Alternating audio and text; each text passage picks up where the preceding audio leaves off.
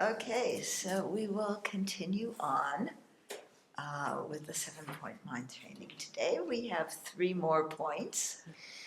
So just try and remember what we covered last weekend and then also yesterday, because each point builds on the previous ones. Yeah. Okay, so we'll start with the verses. So remember, when we take refuge, it's not into empty space. It's not in a chocolate bar. It's not in your boyfriend, girlfriend, husband, wife. Maybe pet cat is okay. Pet dog is okay. No, it's in the Buddha Dharma Sangha.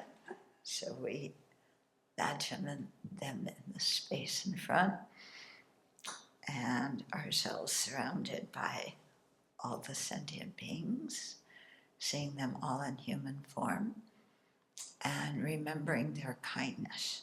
So not remembering their misdeeds and so on, but really thinking how our whole existence depends on others.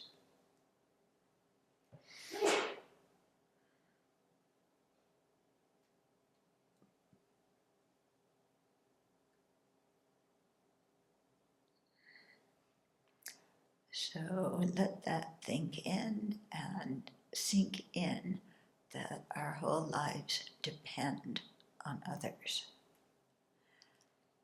Because we feel like we are an autonomous, independent thing that simply exists because we exist. But actually, we are a composite of many different parts and many different attributes. And the parts are changing all the time, the attributes are changing all the time. And this is also what enables us to influence others and to be influenced by them. And it's what makes others depend on us and us depend on them.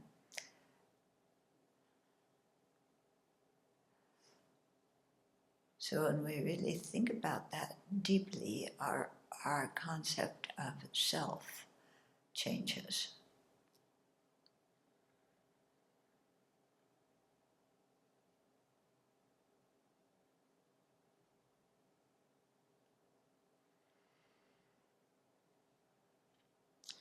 And with a changed concept of self, where we don't feel quite so independent of everything else, then it becomes much easier to see how we and others are the same in wanting happiness and not suffering.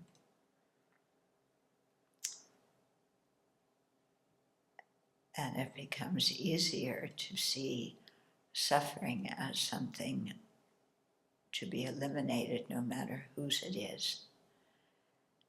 And it helps us maybe not make such a big deal out of everything that we don't like. Because that attitude of not liking this and not liking that, disapproving of this, disapproving of that, that causes us much suffering, actually.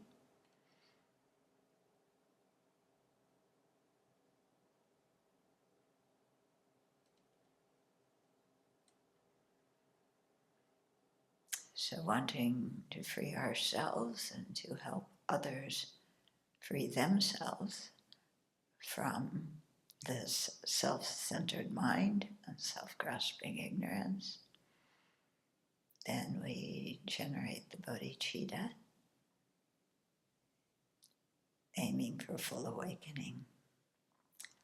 And committed to that path, no matter what it takes, and no matter how long it takes.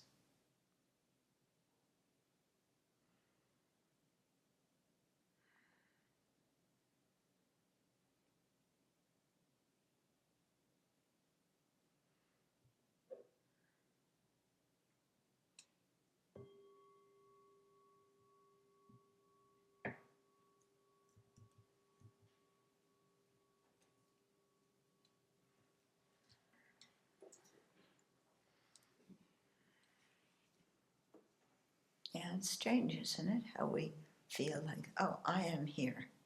I am me. I am here. We don't think, oh, I came into existence due to causes and conditions. Yeah, I'm just here. And we don't see ourselves as having many contradictory attributes. We see ourselves as one monolithic thing that is just like XYZ.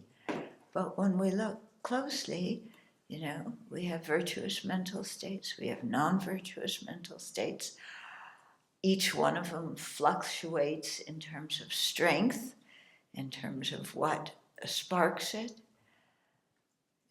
So actually, many different attributes that are not all the same.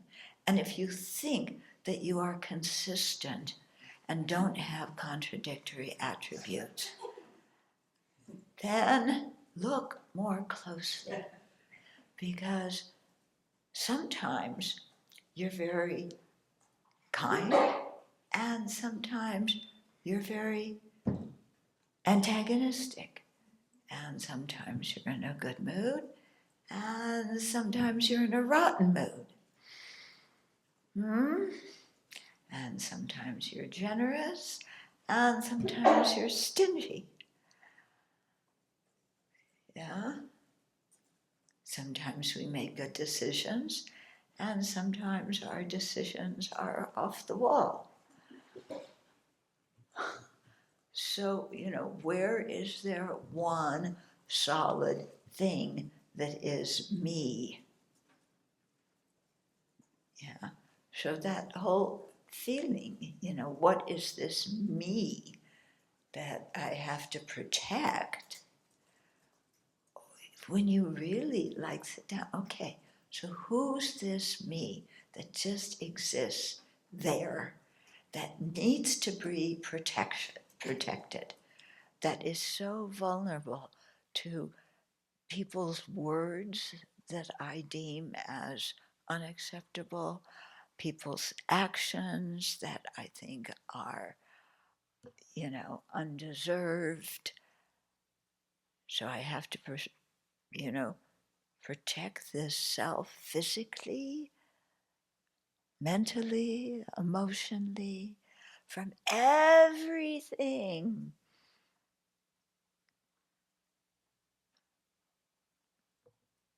But who is that self? What is it that we're trying to protect? Yeah, and what is it that gets hurt? Yeah. So there's a hurt feeling. Maybe you're physically hurt, maybe you're emotionally hurt. There's the painful feeling. But who's the self experiencing that painful feeling? Is the self the painful feeling? Is it something separate from it? So just kind of explore that. It's really quite interesting what you don't find.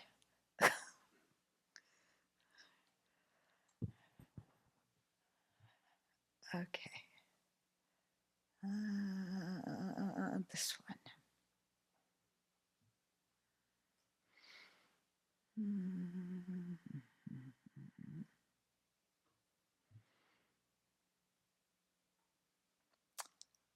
Okay, good morning.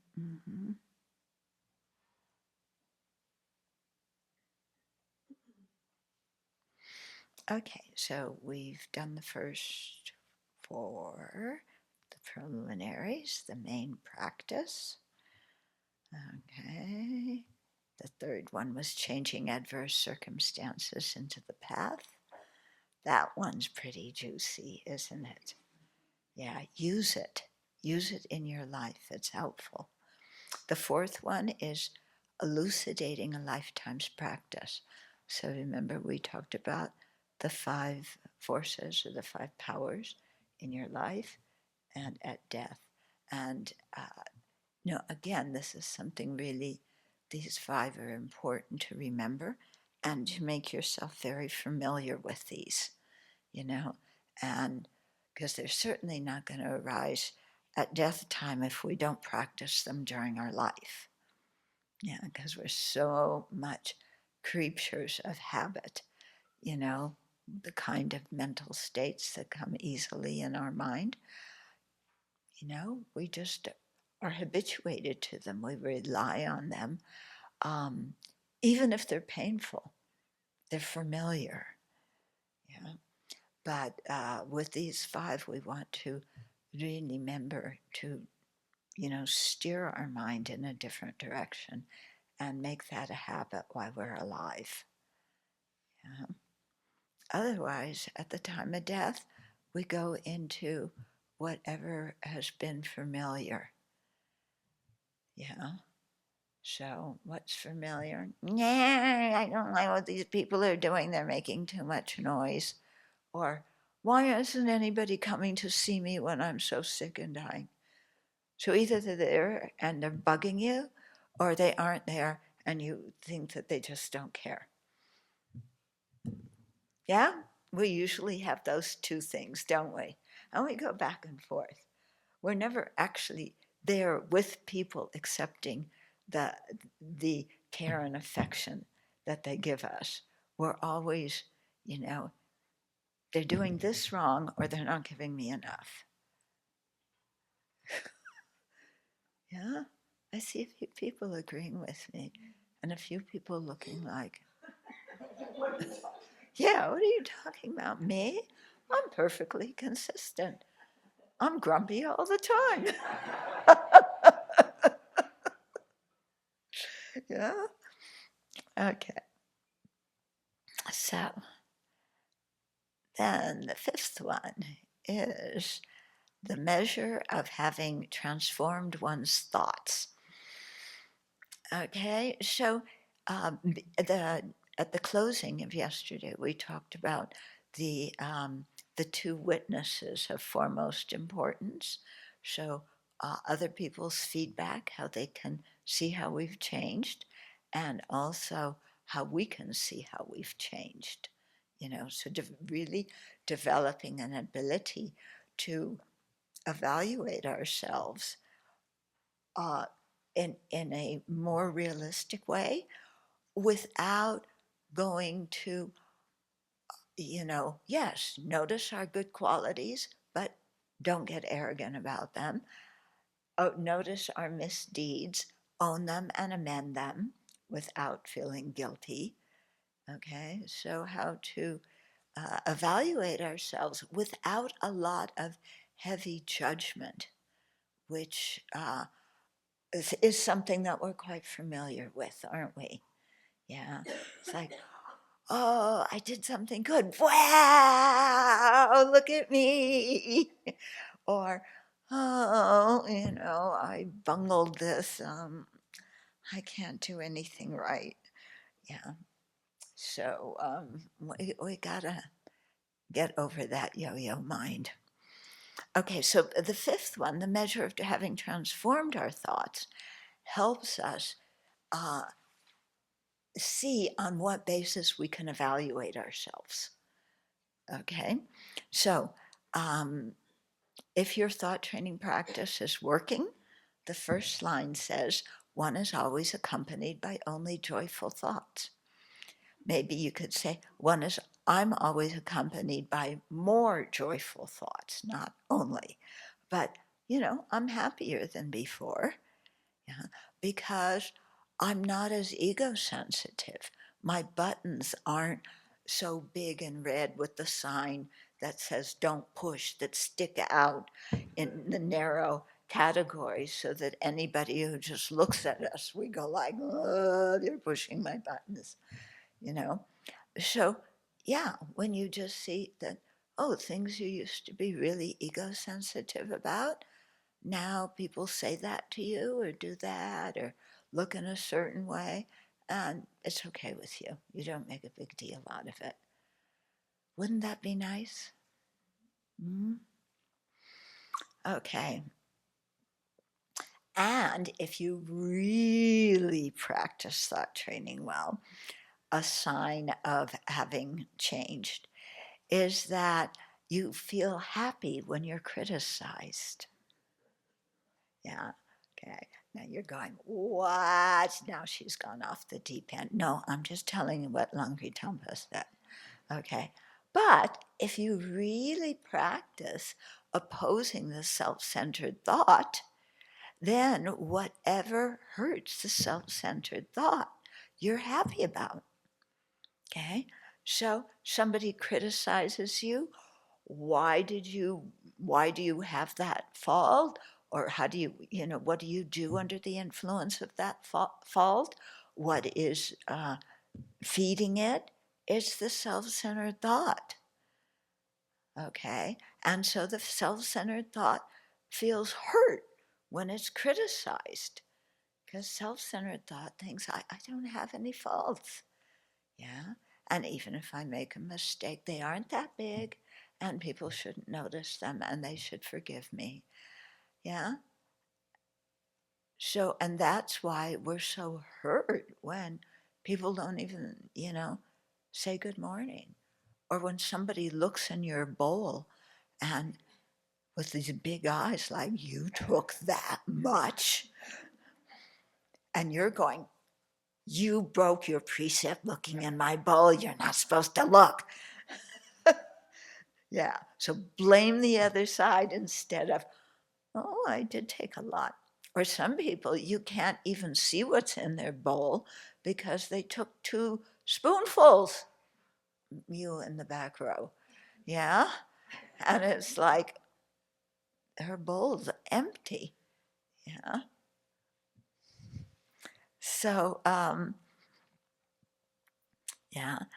So if, when somebody criticizes us, if we react with hurt or anger, our thought training practice needs some work, okay?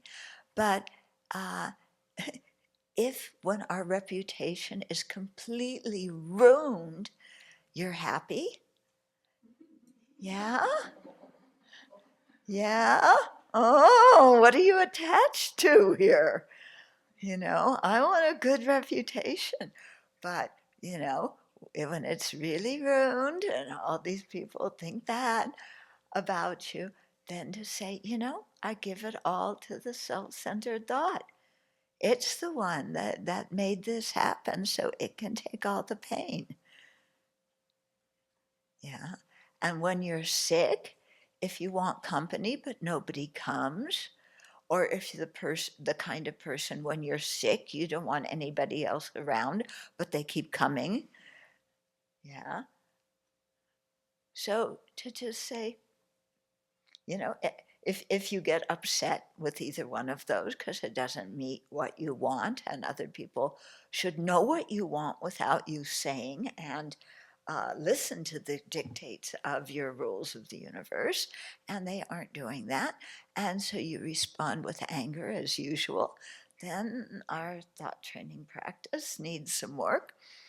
But if you say, okay, self-centered thought isn't getting what it wants, that's good. Yeah. So, and like I told you the story yesterday with the horses, and how I was trying to be kind to him, and he just turned around and brought up stuff from years ago, and just, we're in the middle of Tibet, for goodness sake. Yeah? there's just mountains and there's nothing around. It's like, you did this and you did that. And all the people told me that you're so blah, blah, blah, blah. And, at that time, actually being able to give it to the self-centered thought. I don't know how I was able to do that. But the proof was, like I told you, that evening, I wasn't all upset like I usually would be when somebody laid into me with, such strong criticism. Yeah. So, so that way you begin to see that something's working. That doesn't mean every time somebody criticizes me. Yeah. Yeah. Are you going to say something nice? Oh, good. Thank you. Yes.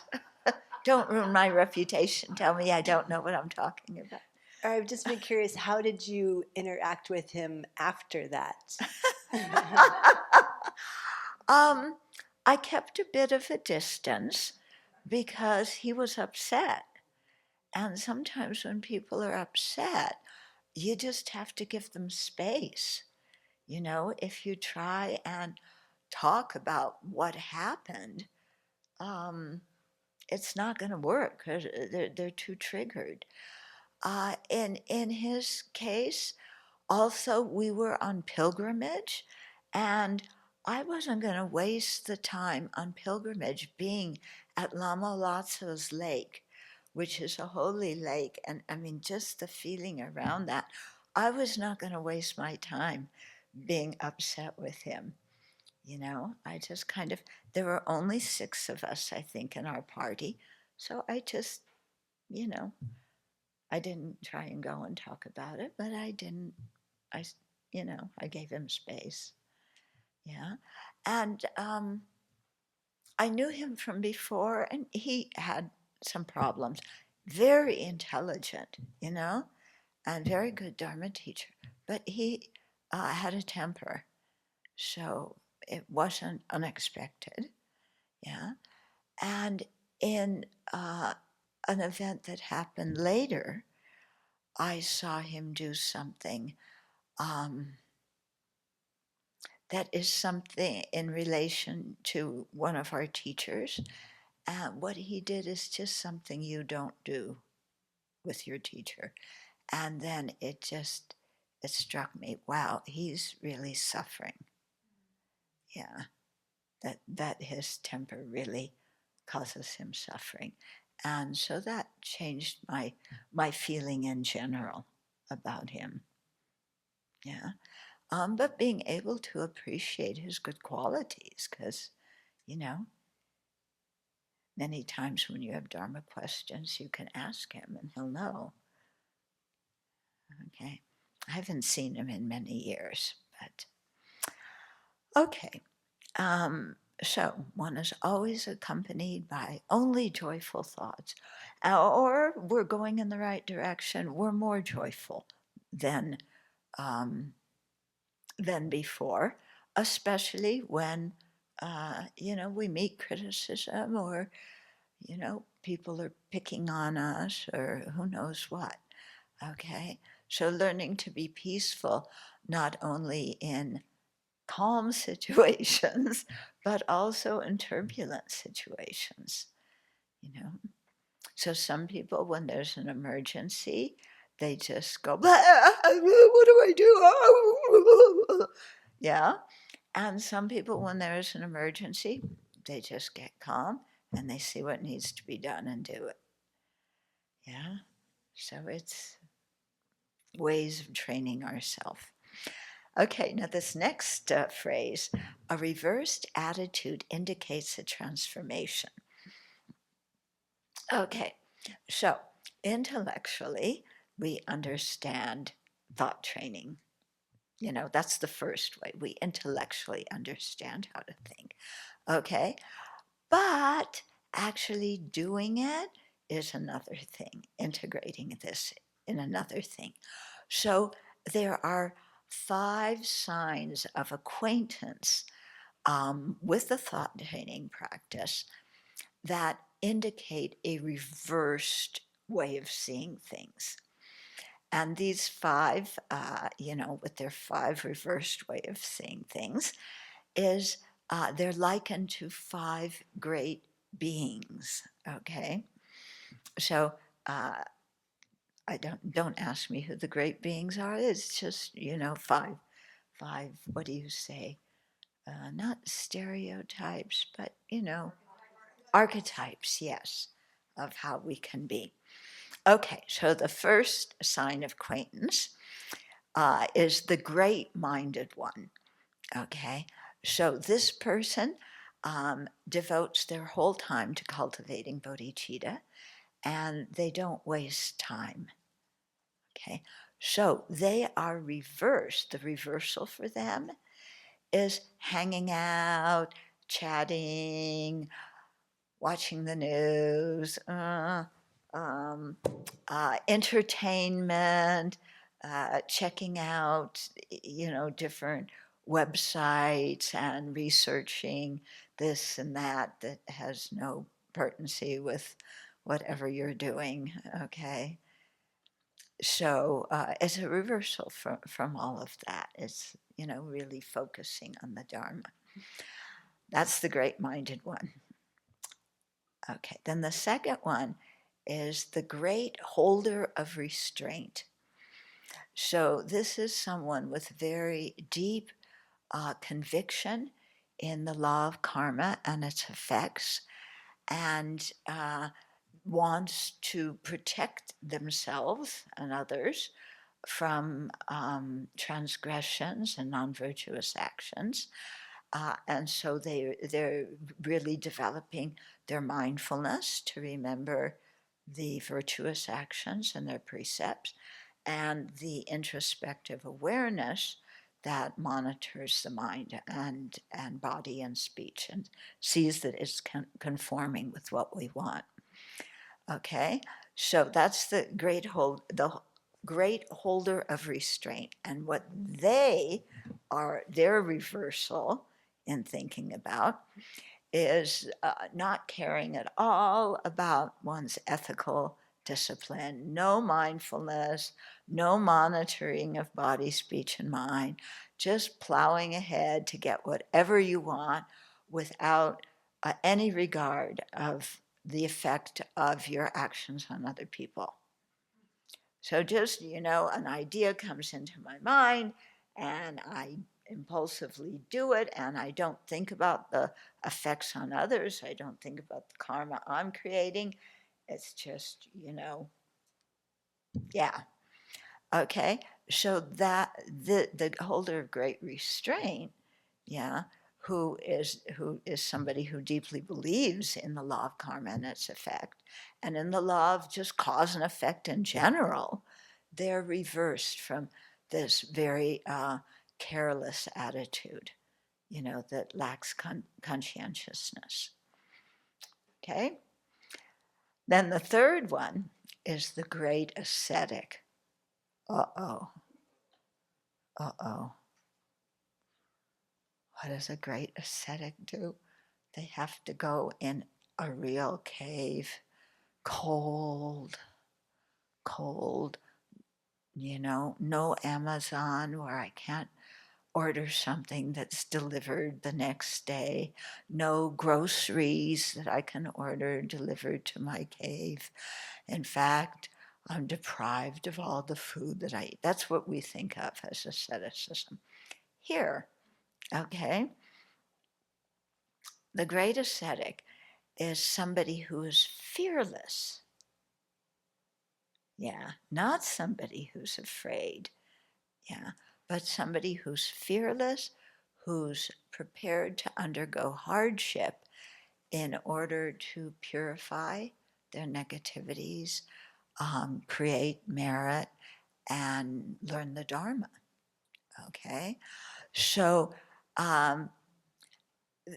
they have a very deep wish to purify, yeah, and to create merit. And so, with that deep wish, they become more fearless.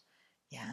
So it isn't, it may apply to physical asceticism, But remember, we've talked about the four other ascetic practices, yeah, of not responding to insult by insulting the other person back, not responding to criticism by criticizing the other person back, not responding to getting hit by beating somebody else back. What was the last one? What? Oh, yeah, not responding to when somebody's angry at us by getting angry at them. So those are ascetic practices. Yeah. So don't think, oh, I want to be a great ascetic. So, okay, I'm going to eat 1 grain of rice a day, just like the Buddha. And, I'm going to look like one of those statues of the Buddha, that's just ribs, yeah, like bony, yeah. uh, so, yeah, because, this asceticism applies not just to physical endurance, but mental endurance, not taking everything personally, not being so sensitive when there's an unpleasant feeling, whether it's caused from physical things, emotional, mental, usually unpleasant feeling, I go like this, somebody's challenging me. Like maybe you talk to somebody who's not a Buddhist and they explain their idea and you start feeling threatened. Or you talk to somebody who's a Buddhist from a different tradition and they see things a little bit different than you and you immediately feel threatened. Yeah. So being able to be fearless and accept there's differences in opinions and that's fine, no problem. Just because somebody thinks differently than me doesn't mean I'm wrong, doesn't mean they hate me, doesn't mean I have to hate them. I can handle differences of opinions. Okay. That's the great ascetic. Then the fourth one is the great saint. Yeah, which saint do you want to be like? Francis. Francis? Yeah, San Francesco. Yeah, yeah, he was nice. And St. Clair too. Yeah, except she couldn't, she had to stay, she was cloistered. He could go out, but the Clarices were cloistered. Yeah, unfair. Yeah, was San Francesco also a chauvinist? No, it was just the nature of the times, wasn't it? She what? She had more time to practice. Yeah, she had more time to practice. Yeah, he was just wandering around talking to the ducks and the and the cows and people like that. You know. Okay. So the great saint is one whose actions of body, speech, and mind are never separated from the two bodhicittas. Okay. So conventional bodhicitta, ultimate bodhicitta. And so this person, the reversal, is that their actions are, reversed from the actions infused by the self-centered mind. Yeah, so what all their actions are done with bodhicitta, with the idea of kindness, with the idea of, you know, we can have an idea that's kind, but without really liking somebody. Yeah, we're not talking about this because we cannot like somebody, but then say, but I will be kind to them because this poor slob, blah, blah, blah. Okay, and we look down on them with condescension. That, It's being kind because we're seeing that they have been kind to us. And it's not kindness mixed with self-pity. Okay, so it is reversed from actions, motivated by the self-centered thought. Okay, and then the fifth one is the great yogi. So this is somebody who cultivates the bodhicitta that hasn't yet been cultivated, and increases the bodhicitta that has been cultivated, like our dedication prayer. Okay, and so they, by doing this, they don't regress. That's the great yogi. So their, practice is very reversed from self-grasping ignorance and self-centered mind. Okay, so when we, these five indicate a reversed attitude, indicates a transformation. So when we become more like one of these great beings, then we can say, yeah, I'm changing. Yeah. So don't put the bar so high that, okay, from now on, I am never acting with a self-centered thought, ever, ever, ever. And if I do, I'm going to just blame myself. Yeah? No, that's not helpful. It's I aspire, and I'm making a determination not to act with self-centered thought again, but I also know that I am not an expert at following through with this. It's not thoroughly habituated in my mind. Yeah, so, I'm going to pat myself on the back when I do well. And when I blow it, I'm going to confess and make amends. Yeah. And in that way, we're really committed to improving, and that commitment to improving is more important than setting the bar so high that whenever we fall short, we just say, I'm useless. I can't do anything right. Yeah. So that very black and white mind that we sometimes fall into. Anybody here have a black and white mind? Oh, gee, imagine that. Okay, and then the next one in that one of the heading, the measure of having transformed our mind, is one is trained if one is capable, although distracted. So this is really a way to see if how much we've changed, or what we have to work on. So in our meditation, we are less distracted than we used to be. Do you sometimes find that you're more distracted than you were before?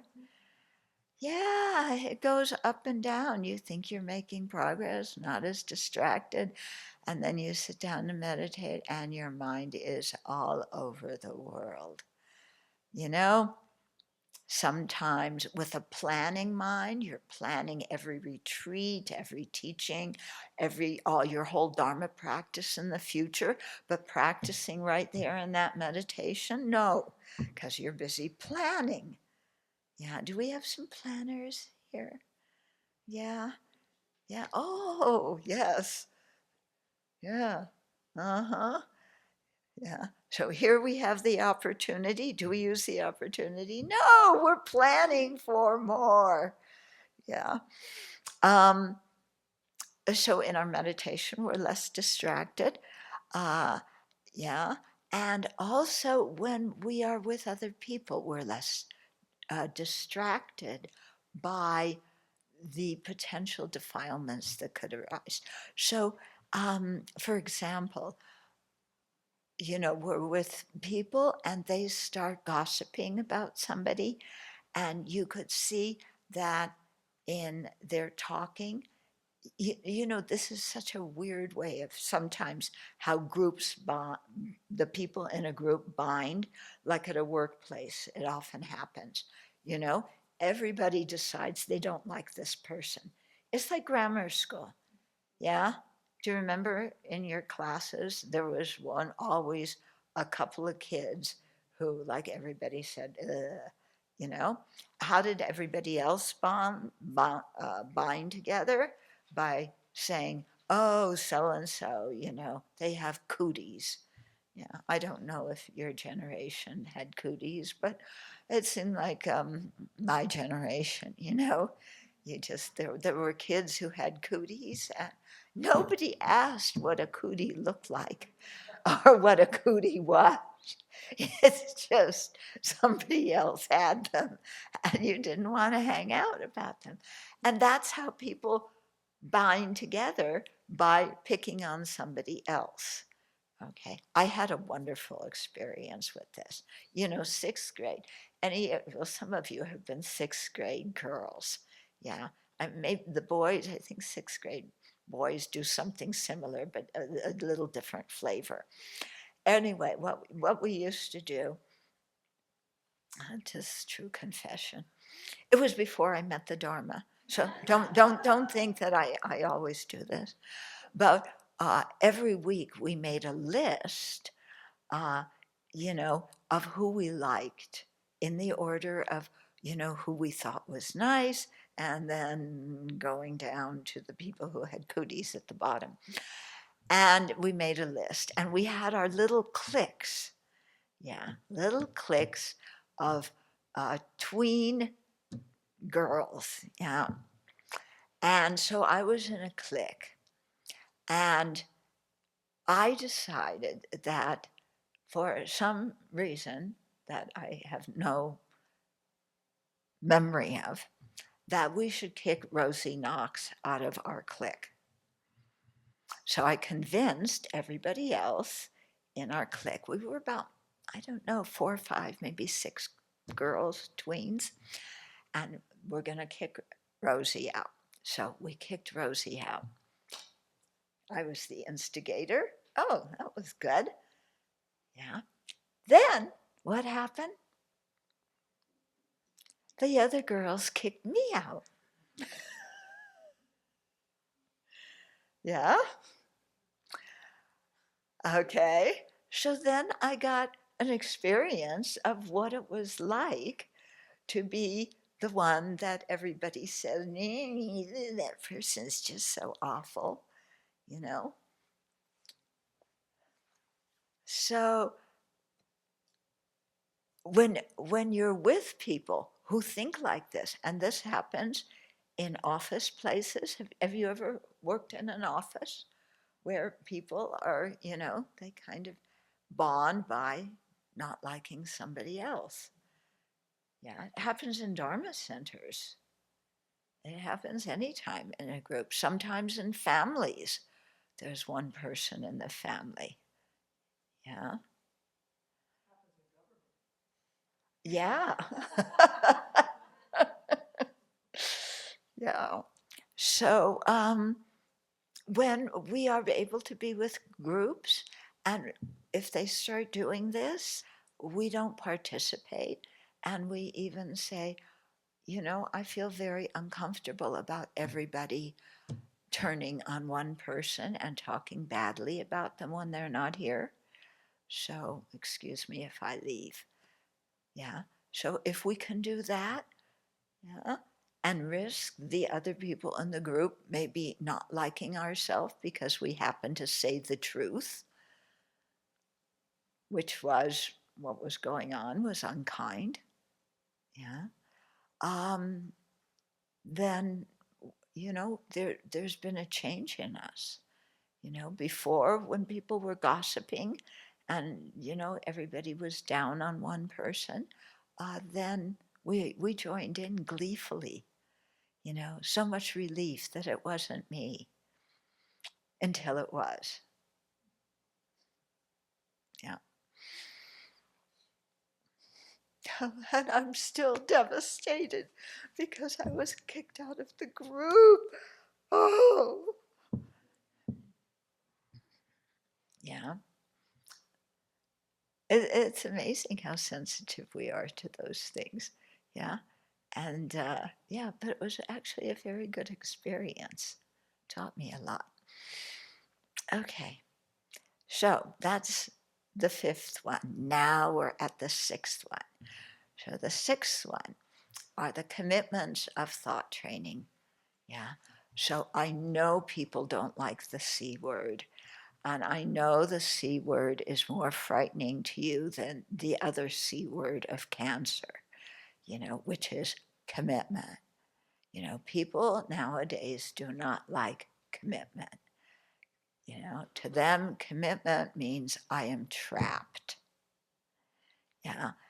In Buddhism, you make commitments with wisdom, and you see your commitments as freeing you from your non-virtue. Yeah, because you've really looked and with wisdom seen what creates happiness and what creates suffering now and in future lives. And,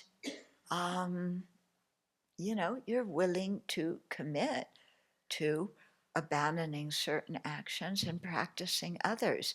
And because of your viewpoint about what's important in life, taking this commitment to you looks like freedom, because now when I meet situations in which I used to just act any old way according to my self centeredness, now I've made a commitment. When I see those situations, I'm not going to get confused, even though there's a temptation to do that action again. I'm going to step back and remind myself, I've thought about this. I've seen that doing this action again is not something I really want to do, even though one part of me just wants to do it. But I'm going to refrain because I have different values now than the values of my self centered mind. Yeah. So my commitments free me from doing what I really don't want to do. Yeah. Do you find yourself sometimes doing things that you don't really want to do? Yeah. I find this happens a lot with speech. I decide, okay, I'm not going to talk like that. And then what's coming out of my mouth? And one part of my mind says, Chodron, shut up. Close your mouth. Stop saying this. And what do? I keep saying it. Yeah. Anybody else had that experience? Yeah. Okay. So, but how is it that we improve? By, clearly understanding karma and its effects and making some commitments to really trying to modify our speech and transform our speech into something that is virtuous. Yeah. Okay. So the purpose of these commitments are to abandon the self-centered thought, not to reinforce it. Okay, so the first one is always practice the three general points. So the first of the three general points is do your best not to transgress precepts, or if you have tantric ethical restraints, pledges and so forth, to not transgress those. And then to also not violate the teachings of the thought training, to really respect them. And even though you haven't taken formal commitments, like in a ceremony, like we do with one of our sets of ethical restraints, still, we can have a commitment to practice thought training. So this first general point is stay within the commitments and precepts that we've taken, because this will help us distance ourselves from the self-centered thought. Okay, then the second general point is don't get all proud and arrogant because you do the thought training practice. Okay, so so here's what somebody may think. There's a friend who has COVID, okay, and you go to visit COVID, um, but not with your friend, yeah, but you go not with an attitude of compassion, but with an attitude of, I practice thought training, so I'm not going to get sick. Or I am a great practitioner. I have done so much purification. I have accumulated a vast amount of merit. So I can go visit somebody with COVID, and my merit, my purification are going to protect me, and I'm not going to get sick. Okay, that's an example of developing arrogance because you do thought training, which is actually showing how you don't do thought training. Okay, because somebody who does thought training is much more humble and much more in tune with how complex situations are in terms of causes and conditions, and so not so willing to predict definite outcomes of things. Yeah. Then the third general point is to not be partial. Okay, so examples of being partial is we practice thought training with people we like, and we forget thought training when we're around people we don't like. Okay, we are kind and we practice generosity with the people who give us things and who flatter us, and people who criticize us, no, we're not going to be generous at all.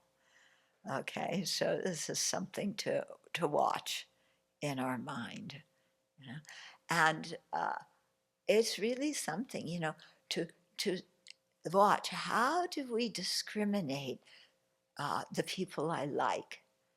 And that involves also looking at how susceptible am I to flattery?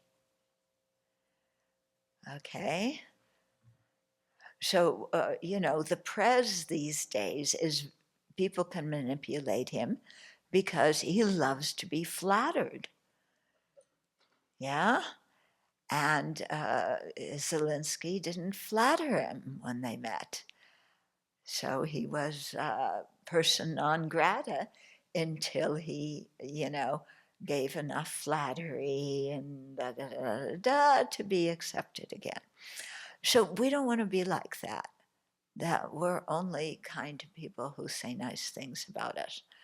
But it's interesting to watch how,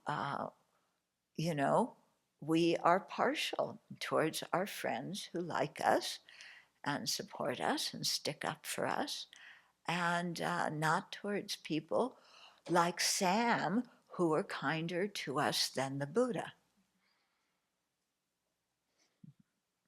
Yeah. So to really, try not to be partial. Mhm.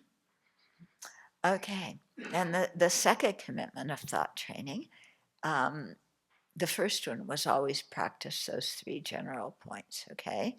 So not transgressing precepts and commitments, not being proud by practicing thought training, and not being partial in how we practice. And then the second commitment is change your attitude while remaining natural. So this means externally, we act kind of like regular people. We don't have to do everything other people do, yeah, but we don't show off our thought training practice, okay? So we shouldn't go to the extreme of, it says act like other sentient beings, so all my friends are going to the pub, going to the bar, I'll go with them and I'll have a drink because otherwise they'll think Buddhists are really like too ascetic and very prudish. So for their benefit, I'll drink with them. No, we're not talking about that. Okay.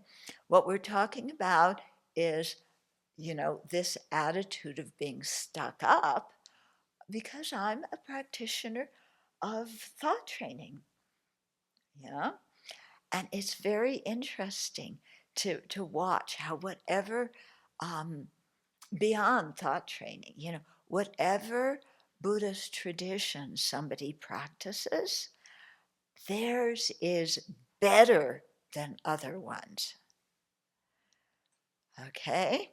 So, if you practice Theravada, those Mahayana practitioners don't know what they're doing because all their scriptures are how do you say it? Apocryphal, made up. Yeah, we're the ones who practice the real sutras, okay? And people who practice Tantra, they're just kind of breaking precepts right, left, and center, okay? If you practice general Mahayana, then you look at Theravada and you say, those people are so selfish. They just want their own liberation. They don't care about everybody else. And those people, may look at the people who practice Tantra and say, all those people do is magic. Yeah. And tell fortunes and things like that. Look down on Tantra. Then the Tantric people say, we're practicing the supreme vehicle, and we can do things that the rest of you slobs can't do.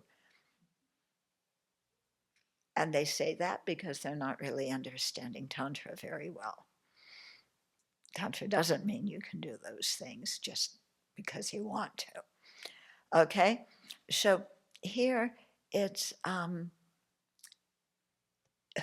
don't be arrogant about whatever your practice is. Okay?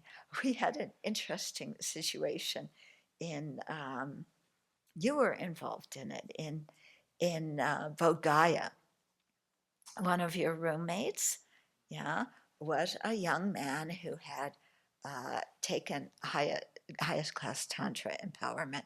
He was very new to the Dharma when he did this, yeah, and he had a commitment to do certain sadhana every day. But he was sharing the room with you and Tenzin, so with two other roommates who didn't have these commitments. So he was very interesting. He wore his mala around his neck, and had the white and red robe. He was brand new, so it wasn't like yeah. But he had cowboy boots. what? And He had cowboy boots. yes, he had cowboy boots that clicked. Yeah, I remember walking with him through the streets, click, click, click. Yeah, but so they were supposed to room together, but then he said, to his other two roommates, I practice Tantra, and this is a secret practice, and so I have to do my sadhana, but you can't be in the room when I'm doing it because it's a secret practice, so I'm going to move out and get another room.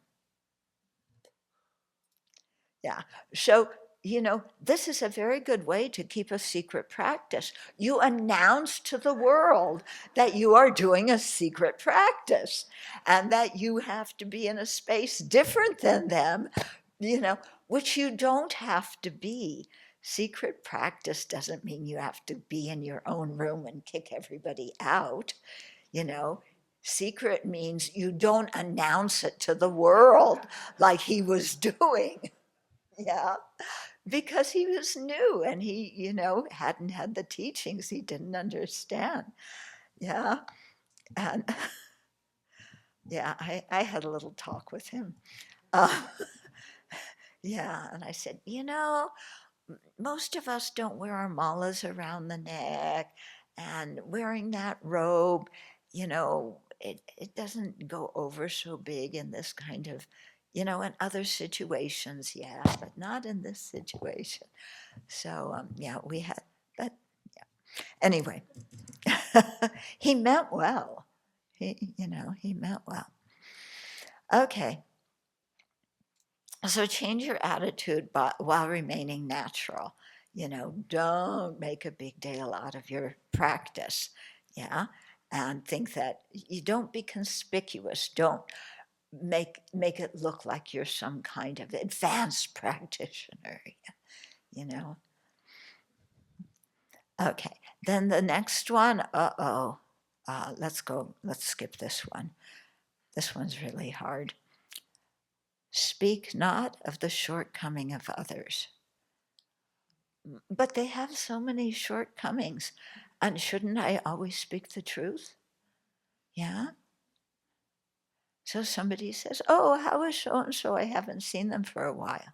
And you say, oh, they're as obnoxious as ever. Yeah? Okay.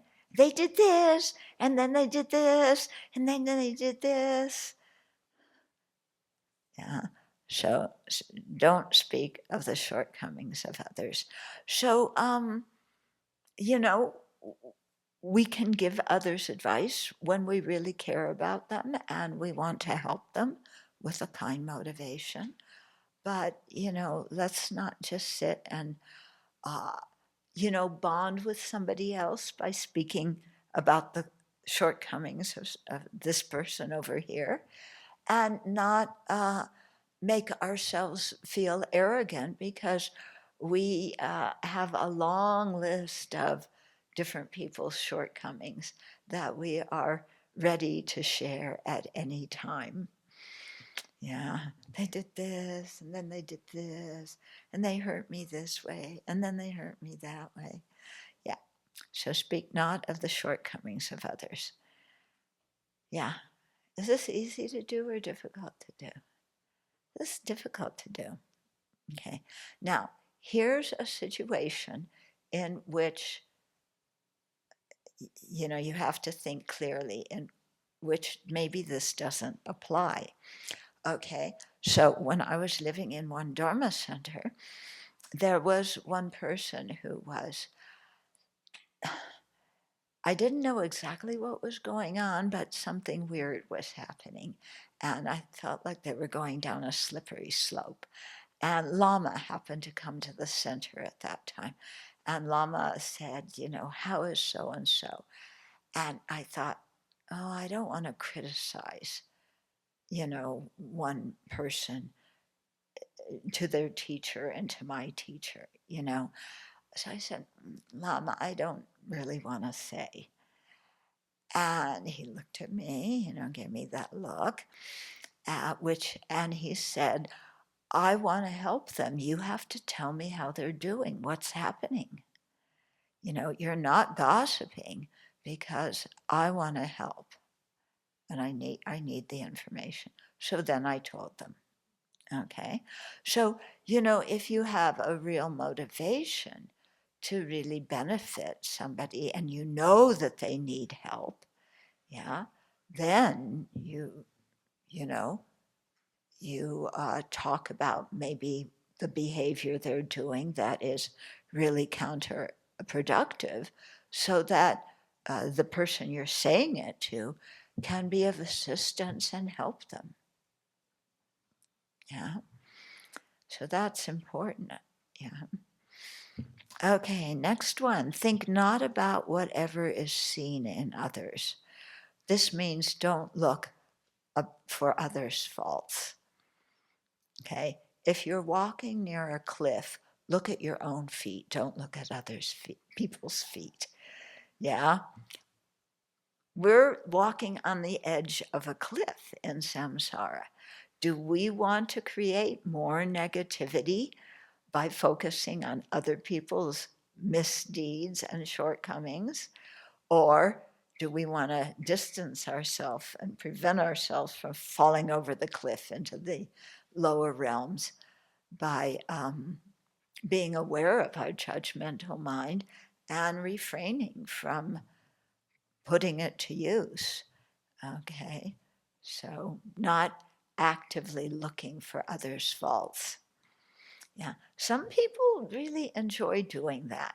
It's like, Geshe Nawandarge, he used to tell us, yeah, you and your friend both look at the faults of somebody else, then you get together and you gossip and trash that other person, and the conclusion is we are the two best people in the world because we aren't like them. He used to say that to us. He was right. Yeah. So don't look for others' faults. Pay attention to what's going on in our own mind and our own actions. Okay, then next one is purify whichever affliction is heaviest. So look and see, which affliction is the one that you fall to the most often. This may change at different times in your life, but, usually at one particular time, there's one affliction where you're very, very familiar with it. Okay? And it's usually anger or attachment. Yeah. Some people, it might be ignorance, but usually with us gross beings, it's anger or attachment. Okay, so notice whichever one in you is prominent and really work on that one. Yeah. So whatever is heaviest, work on it. Don't say, "Oh, well, my arrogance. Yeah, I have arrogance, but it's not so strong. So I'll work on that one because it's easier." And meanwhile, you continue to get mad and just trash other people. Or you continue to just follow your greedy, self-centered mind and get what you want. Okay, so look at really what is heaviest, because that's the one that causes the most problems in our life. And get familiar with the antidotes to that and practice those antidotes in your meditation so that when you're not in meditation, you can continue to practice them. Okay, next one is give up all hope of reward. So when we dedicate the merit, the result of our practice, we dedicate it to the welfare of others. Okay, so don't look for a reward like, now I'm going to have a good reputation because I'm such a good practitioner. Yeah. If we get some personal benefit from our practice, fine, but we're not looking for that. It's like being generous, yeah, giving somebody a present, and then expecting them to say thank you and to give you a present back. Okay? We're looking for a reward. Yeah. His Holiness says when you're really practicing generosity, the action of giving is the reward because you feel so happy to give. Yeah. So start with generosity, or start with,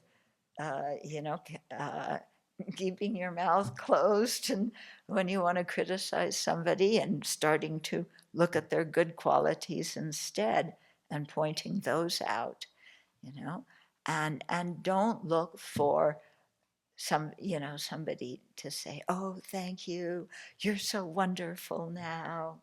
Yeah, just see, it's like, for me personally, when I can see a nasty motivation that I have that I haven't been willing to look at, and then I can see it more clearly, I feel really happy, because when I can see my wrong motivations, then I'm making progress.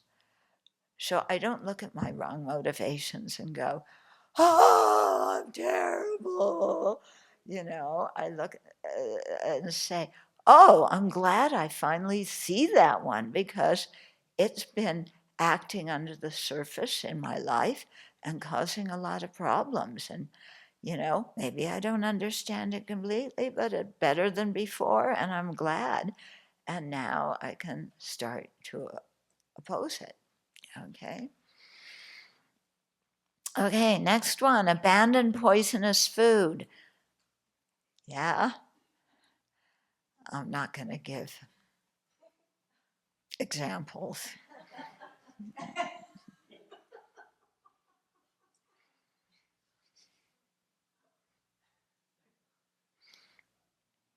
It means self-grasping and self-centeredness. It doesn't mean,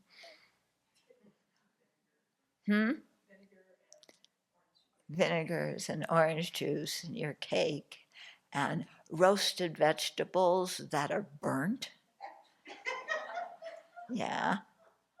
Eating burnt food is not healthy. Yeah. Contrary to some people's beliefs. Yeah. So, or, putting icky, gooey frosting on otherwise delicious cake. Doing everything I don't like. That's poisonous. And everything I like is good. Yeah, and if the frosting is pink is blue. You like the blue frosting. Yeah, in Singapore, we get all sorts of cakes with different color frostings. Yeah, so he likes that a lot. Yeah, right? Trying to reduce my addiction. Oh, you're trying to reduce it. Yeah, because you get a dirty look every time you dig in. And like, why aren't we giving that away to somebody else? Okay. Then the next one is do not serve the central object leniently. So, do not serve the central object leniently. Central object are afflictions. So don't be forgiving, generous, lenient with your afflictions. I was like, oh, it's just a little bit of attachment. Yeah. Or, oh, if I don't get this, it's just going to be too much suffering. I better take what I want. Yeah, because otherwise it's too much suffering. Yeah. So again, our afflictions are in various degrees. Don't start with the affliction when it's really strong, and don't be lenient with the strong ones. Okay. And then slowly, then you can refine your practice more and more so that you're not lenient with the ones that aren't so strong, with the weaker ones. Yeah. I'm now justifying how I'm lenient.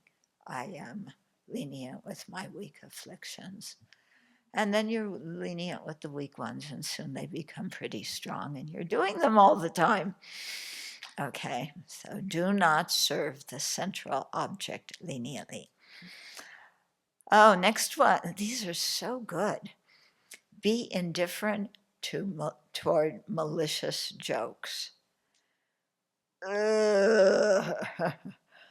Okay. So, a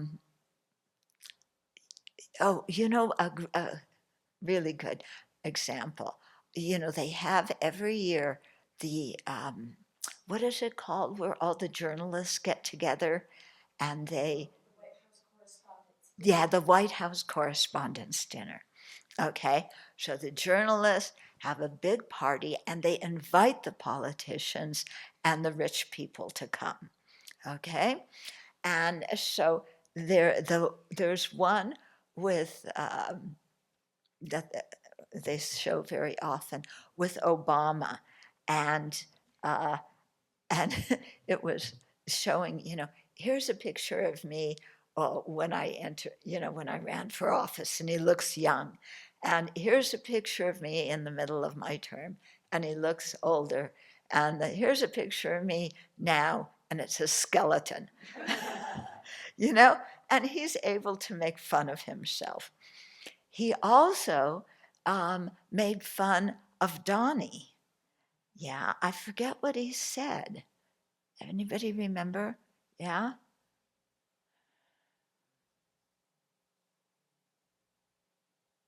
What I saw was he made fun of his toupee and said he looked like he had a fox on top of his head. I remember thinking that Donnie looked very hurt, and I didn't know who Donnie was yet. Yeah, I didn't know who he was then either. Yeah, but yeah, he looked very hurt. He was alarmed. He took it very personally. Yeah, and yeah, and he, you cannot make jokes about him. So here it's saying, be indifferent towards malicious jokes. When people, make fun of you, agree with them, make fun of yourself. Yeah.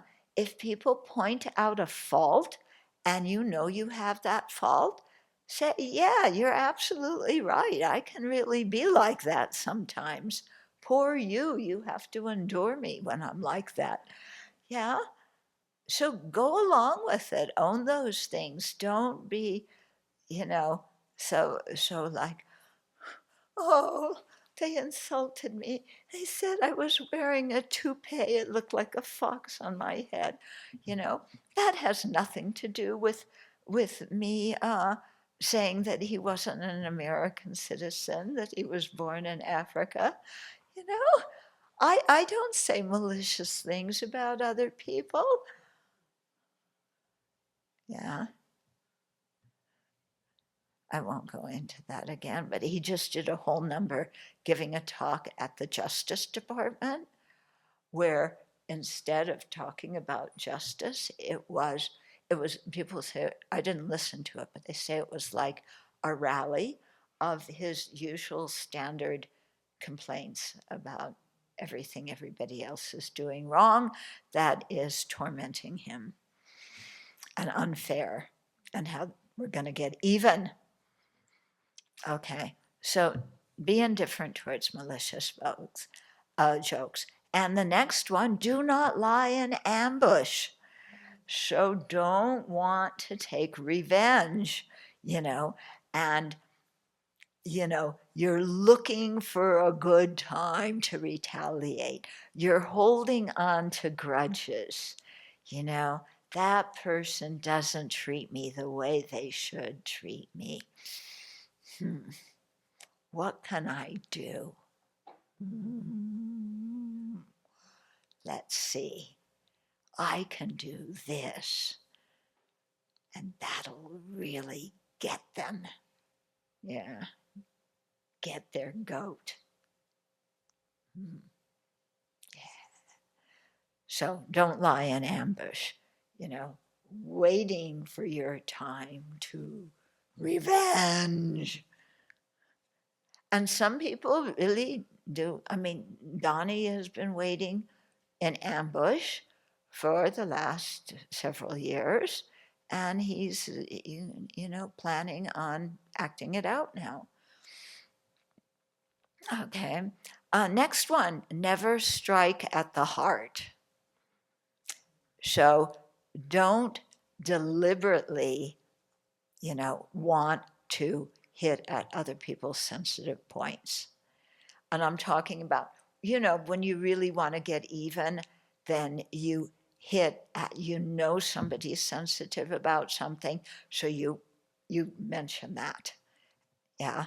So that's striking at the heart. So don't, abandon saying words, very spiteful words that are going to hurt somebody's feelings. Yeah. Lots of times we just say something that we have no intention of hurting their feelings, but they're hurt.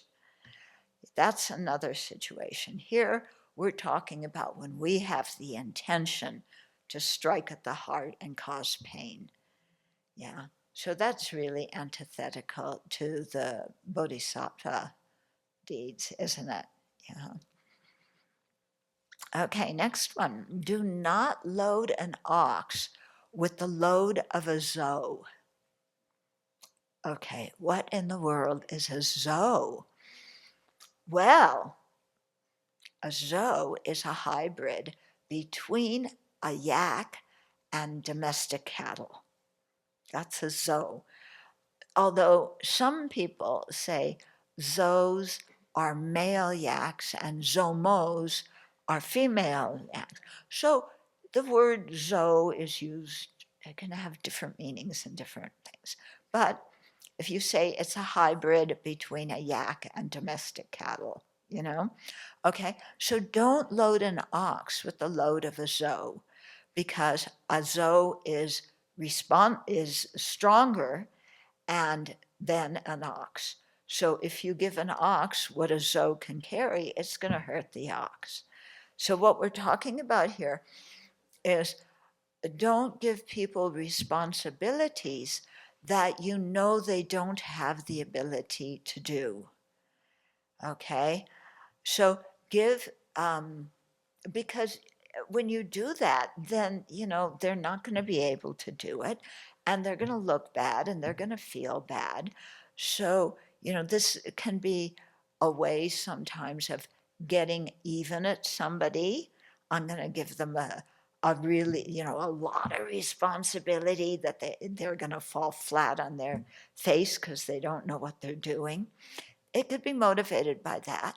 It could also be there's a difficult task and we don't feel like doing it. You know, that lovely state of mind. I don't feel like it. I don't wanna. So you you pass it off to somebody else. Yeah. So it's time for a swarm. Yeah. And we're all gonna go. What are we gonna do in our swarm? We're all gonna shovel gravel. Yeah, but I don't feel like shoveling gravel. And besides, my back hurts. Yeah. And, you know, and I'm so strong, I will break the shovel. So I don't want to ruin the Abbey's equipment by shoveling gravel. So you're stronger than me. You, please, everybody else, go and shovel the gravel, and I will rejoice. Okay? And who do I give the job of shoveling the gravel to? No, not you, because you can do it. I give it to Venerable Jigme, excuse me, and Venerable Ho-Ho. Yeah. And I'll, you know, when I'm really in a good mood, I'll volunteer to shovel the gravel too. And the three of us, we're the strongest ones in the Abbey. We'll get it done in no time at all, right? Right? What do you think? Yeah, we'll do it? Yeah, and then we go to the Newport Emergency Department. Yeah. Oh. Yeah, yeah. So one goes to Newport ER, the other one goes to our cemetery plot. Yeah. Okay. So don't pass off things that we are capable of doing, you know, to other people because we just don't feel like it. It's too hard. Okay. Yeah. Okay, so don't pass it off to somebody else, you know. And this also includes like, oh, I'm not going to work today because I'm hungover, but I'm not going to call the workplace and tell them that I'm hungover. So please, you call my boss and tell them that I'm sick. Okay, you pass off to somebody else instead of, you know, how did I get myself in this jam of not being able to go to work? I went drinking and drugging and last night, and I'm in no shape to be at work this morning, but I don't want to own it, so you call and make the excuse for me. Okay. Next one, do not compete by a last-minute sprint. So you work together with people on a project, but at the end, when it's nearing the end, then you work really hard. So when your boss comes, you've done the last little bit, and you can say, look what I did. I did more work than all these other people. Yeah, so it's an attempt to take full credit for a job well not done instead of really acknowledging that it depends on the whole team and everybody working together. Yeah. So you work together with people for a while, or you didn't work together with them and you made excuses. And then at the end, you come and you do a lot so that when the boss comes, you can say, oh, I did this and that. Next one, do not be treacherous. Okay, so do not deceive others. Yeah, making them think we're doing one thing when we're doing another. So don't use people on the pretense of benefiting them. Yeah. Oh, our treacherous behavior, how we deceive other people. Yeah. Sometimes, you know how I really have recommended seeing what the Buddha did when things were brought to his attention, how he would go to the person and say, did you do this? Yeah, and then the person, they're talking to the Buddha, they say yes, yeah. But I remember one time, I can't remember really what the incident was, but I knew somebody had done something, and I just said to the person, "Did you do that?" And they said, "No." And I thought, I know they did it. I knew, and they were lying to me. Yeah. So this is, saying don't be treacherous and make somebody think that you're doing one thing when you're doing another, or you're not doing something when you did do it. Okay. Or like this thing of, being really nice to somebody. Oh, there's somebody who's very wealthy. I'll be really nice to them, and then they'll give me presents. So this kind of phony baloney stuff. Mm. Next one is do not bring a god down to a devil. Okay, so yeah. So if we're supposed to be generating bodhicitta and our afflictions increase, yeah, then something is wrong. Yeah, we're practicing generating bodhicitta, and so we get arrogant. Now we're very condescending because we practice bodhicitta. So, what's the God? Bodhicitta. What are you bringing them down to? Yeah, your arrogance, getting arrogant about something that you do well, or, yeah, just, yeah. And then the last one under the commitments, do not inflict misery for possession of happiness. So don't harm others to get what we want. Yeah. But we do this, don't we? With the mind that says, if I harm them enough and push their buttons enough or make them miserable enough, yeah, then they will stop doing what they're doing that I don't like, and they'll decide to be nice to me. Yeah, does that make any sense? Yeah, but this is our national policy. Okay. Yeah, the Houthis have been bombing ships in the Red Sea. So, what are we doing the last few days? We are bombing the Houthis. Okay, The Houthis are a group in Yemen, yeah, that they're seen as a terrorist group. But Yemen is one of the poorest countries in the world. Why are we bombing Yemen? I wonder if U.S. aid, the department that is getting demolished, yeah, at present, I wonder if U.S. aid did things in Yemen, you know. U.S. aid, really helped so many people in other countries. But, that's giving away our money to other people who don't deserve it. We're going to stop doing that. And when they do things we don't like, we're going to bomb them instead. Yeah. So, do not afflict misery for the possession of happiness.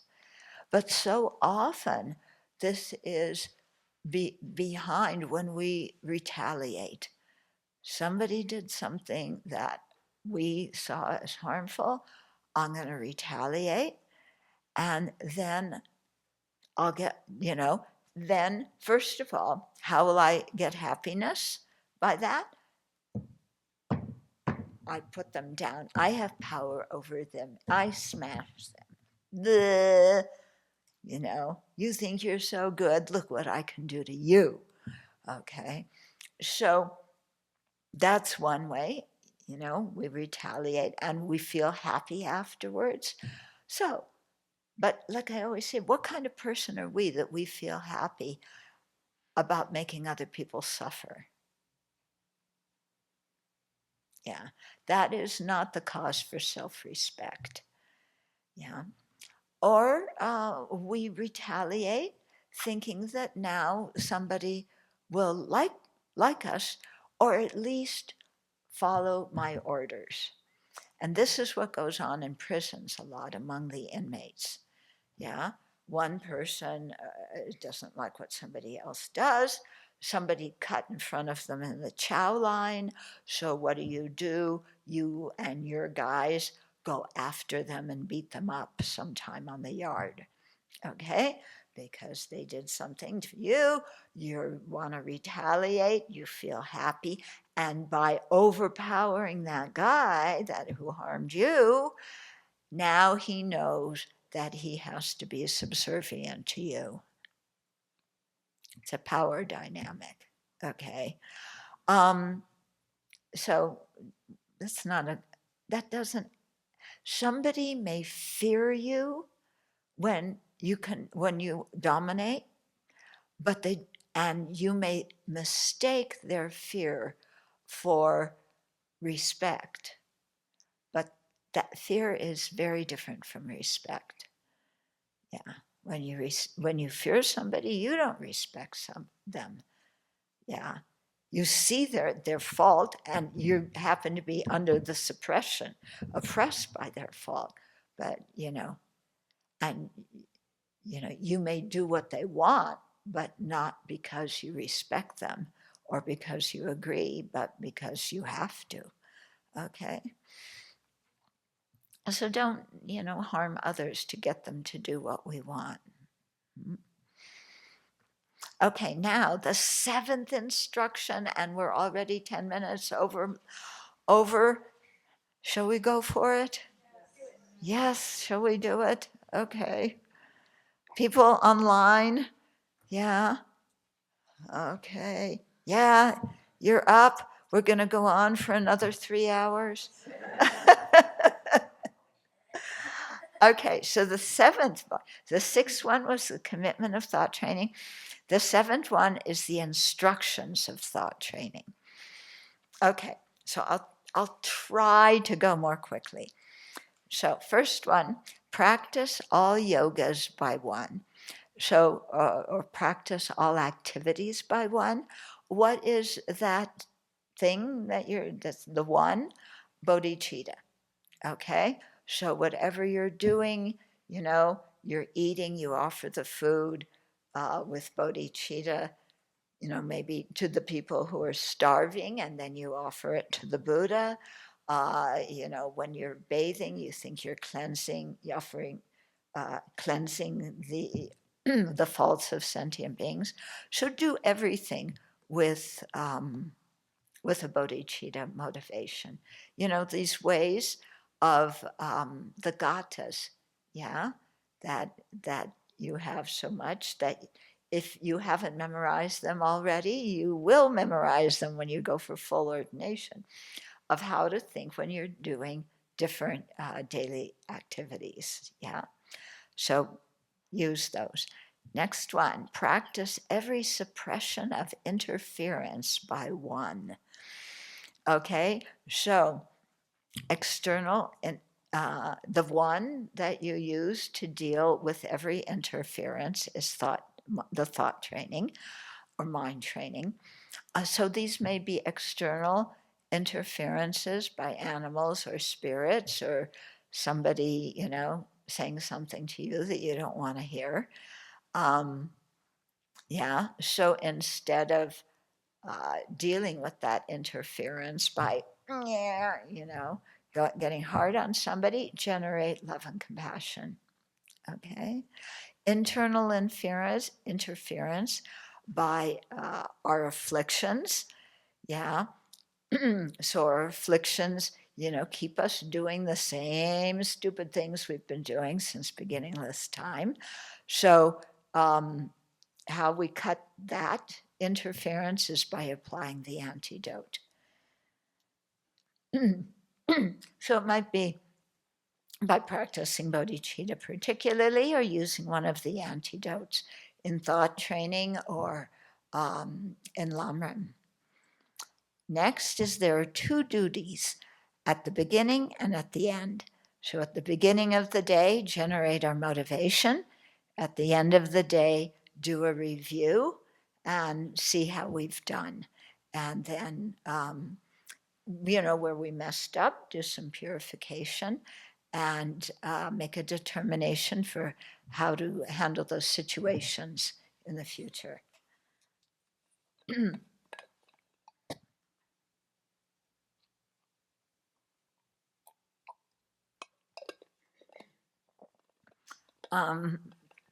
Next, endure whichever situation arises, either good or bad.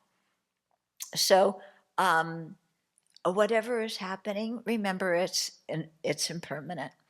So, if you have a good situation, don't get attached. Remember that this situation is impermanent. Yeah. So that carrot cake is really impermanent, or whatever it is that you like. Your version of chocolate, which could mean, I want to go climb Mount Everest. You get to do that, and whatever happy experience we have, it's impermanent, nothing to get attached to. When we have painful experience, to remember that it too is impermanent and not let our minds sink into depression. Okay? But yes, this is painful or this is difficult. It's not going to last forever. Yeah, life will go on.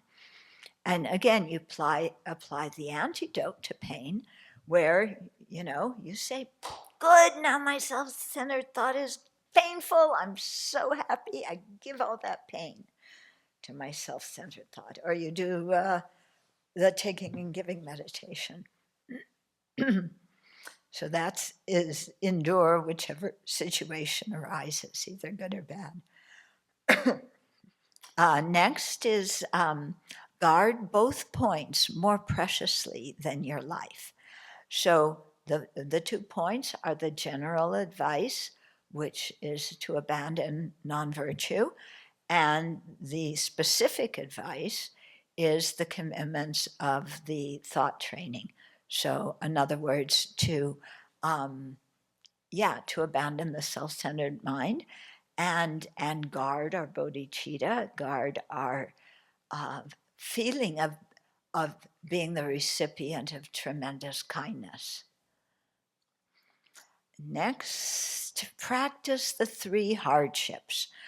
So this is to purify whichever, it's done in the context of purifying whatever affliction is stronger. So the first hardship, we have to recognize the affliction. So we have to own that this is an affliction instead of making an excuse. This really isn't an affliction. It's just something that is good to do. Yeah, but we're making excuses. Okay, so being able to recognize, no, I have an afflicted mind.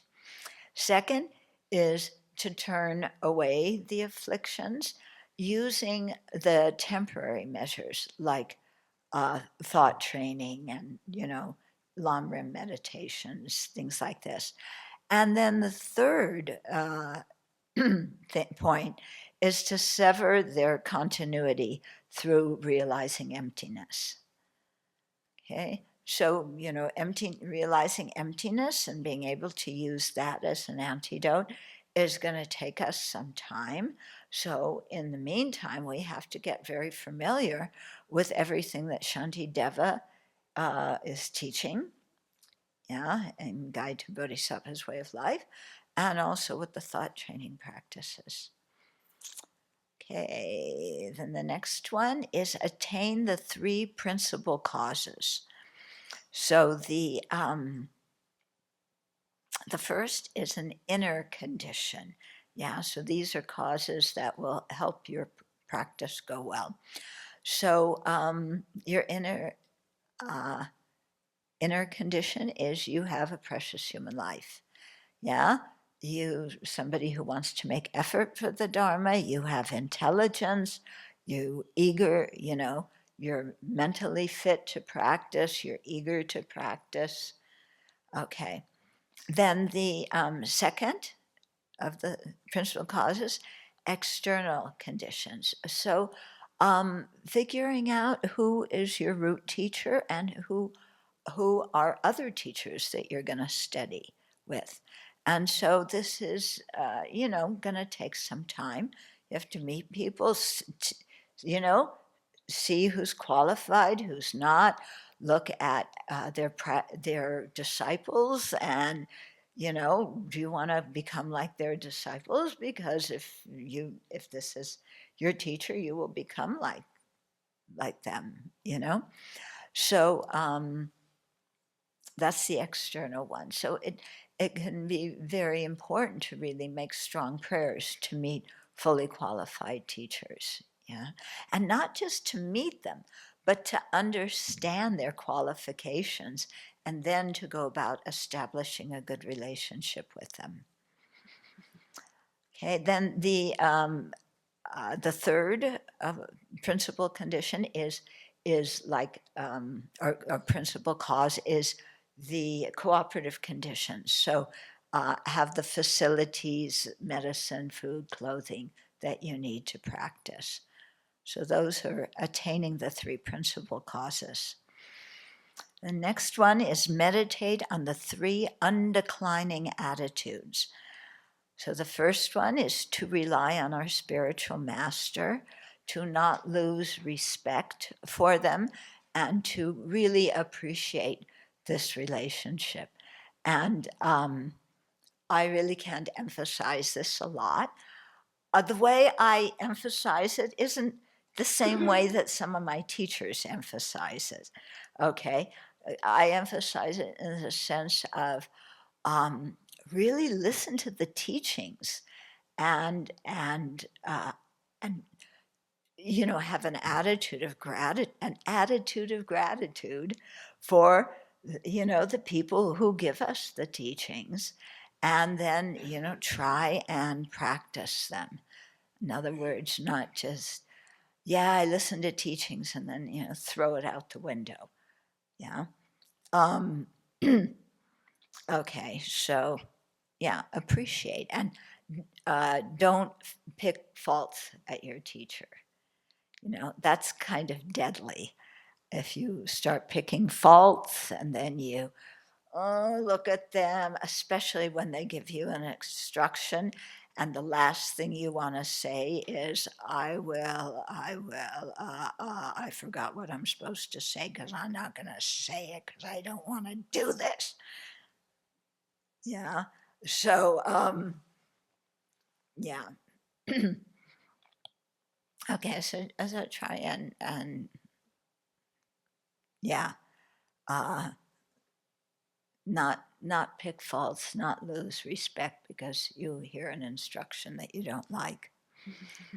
If there's something that you feel you can't do, then yes, you explain and you ask. There's nothing wrong. Your teacher tells you to jump off the cliff. You go and you say, I'm sorry, I don't have a parachute. I can't, I'm not going to do it. Okay, yeah. So, of course, Naropa did that when Tilopa told him to, but we probably aren't the quality of Naropa as a disciple, and our teacher may not be the quality of Tilopa as a teacher either. Tilopa put Naropa back together again. This was Humpty Dumpty's, big thing. Yeah. So, but Humpty Dumpty didn't go to Tilopa as a teacher. That's the problem. Okay.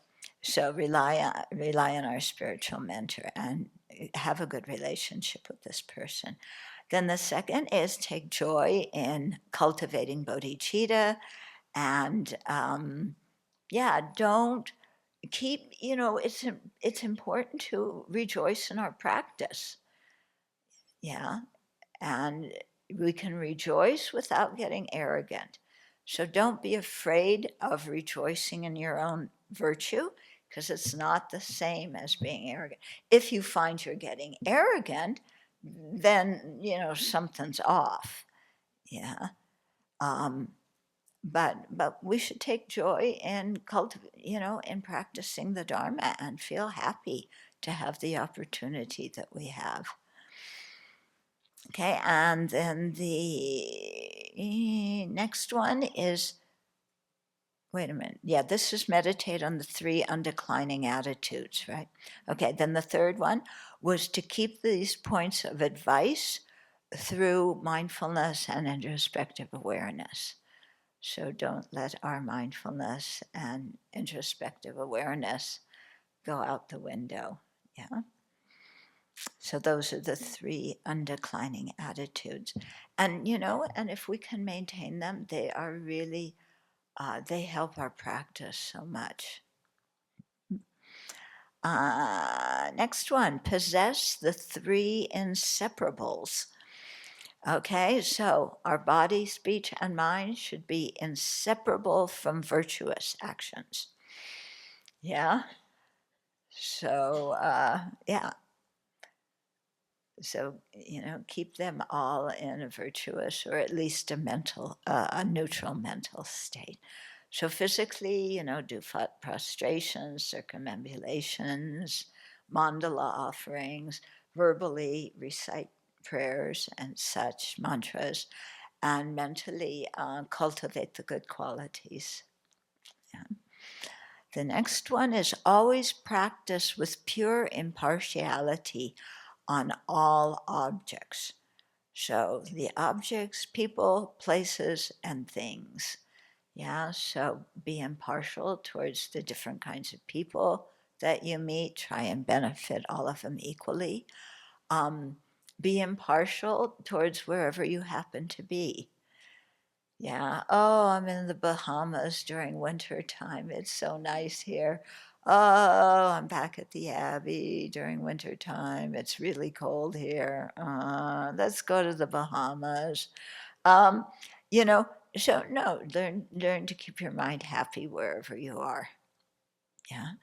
And things. So whatever you have, um, learn to be happy with it. Okay, the next one is cherish the in-depth and broad application of all skills. Okay, so if you do that, and oh, look what it says here. Ooh, Reading the newspaper and watching the lam rim, watching TV is lam rim. See, I told you. That's why I do the news all the time. It's really a lam rim teaching. Yeah. But it's also a practice in not getting aggravated and trying to just be neutral and remember things are impermanent and so on. Yeah, but reading the news, watching movies, yeah, you don't want to watch the movies where there's a lot of sex and violence because that triggers our overwhelming tendency towards those. But to watch movies where we can really see how the characters interact, how when they act with one kind of behavior, this is how they get responded to. In other words, you watch and you learn from movies. Yeah. And one thing you can really see quite clearly in most movies, because they really make scenes very strongly emotional, because that keeps your attention, okay? But you will notice that when people have an argument, yeah, it's always in movies a real knockdown, blowout argument. One moment they loved each other, and the next moment they are swearing at each other and throwing things. Okay, movies are like that. Okay, so then you can look and like, okay, what's going on in that character's mind? And they think this person's so wonderful this moment. And the next moment, they think that they're the worst thing, on the earth. Oh, this is what attachment looks like. And that anger, that's what the fault of attachment is. Because the more we're attached to somebody, the angrier we get when they don't follow our script and don't treat us the way we want to be treated, don't talk to us the way we want to be talked to. Okay, so you can see this very clearly in movies. Yeah, so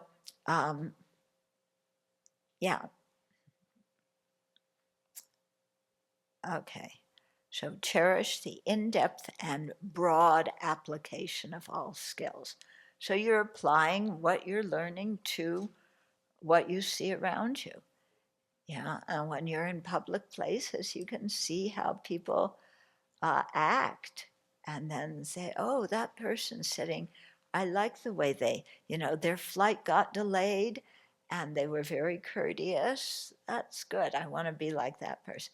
That person just lashed out at the poor person working behind the counter who is not responsible for the flight delay. I don't want to be like them. Okay, so you can learn in these things. Okay, next, always meditate on those closely related. Okay, so this is because our negative attitudes easily arise towards the people that we're in contact with the most. Okay, and often it's the people we care about the most. Who do we say the meanest things to? Yeah, the people we care about the most. Yeah, we would never say to strangers what we say to loved ones. Okay, so why? Because we're so attached to the loved ones, we have very high expectations. Strangers we're not attached to, so we don't get so emotional. Yeah, but also, not only in terms of monitoring our negative attitudes, but make sure we take care of the people who are the ones that we're closely related to. So this could be parents, it could be our teachers, it could be our peers. In a monastic situation here, everybody else in the monastery, in a Dharma center, all your all the other Dharma practitioners at the center, at your workplace, your colleagues. So really take care of the people that you see, very often. Yeah. If there's stray animals in your neighborhood, yeah, take care of them. Those cats are hungry.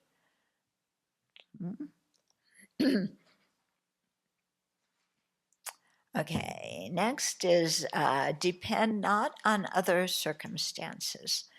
So don't wait for the perfect circumstances to practice Dharma. So I talked about this yesterday. Remember?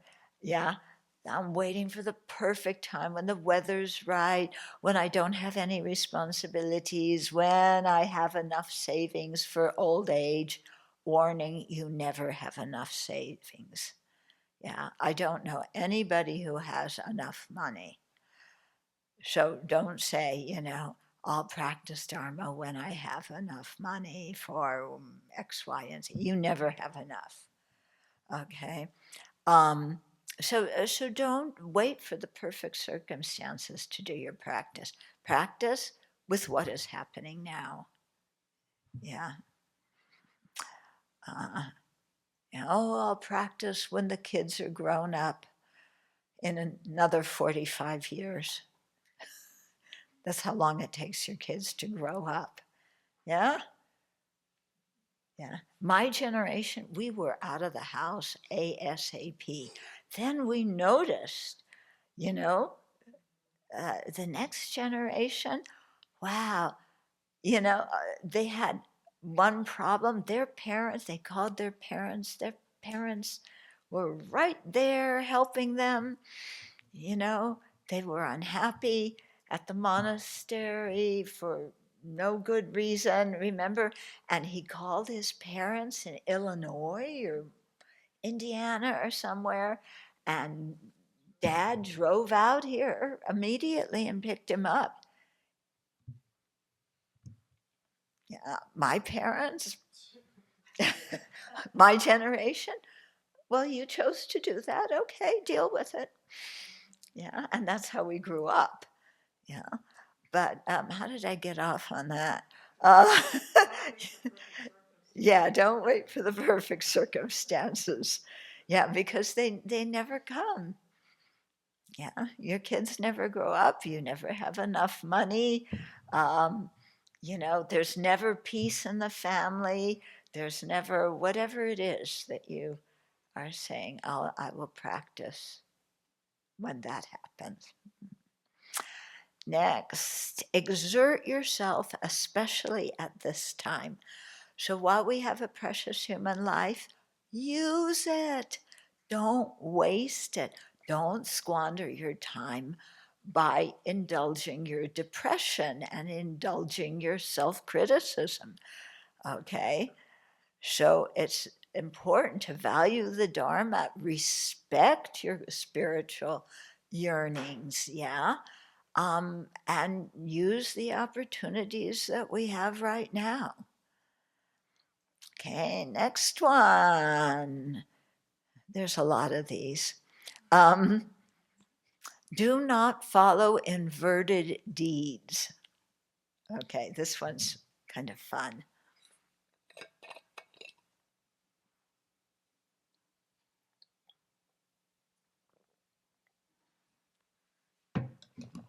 So these are things not to follow. So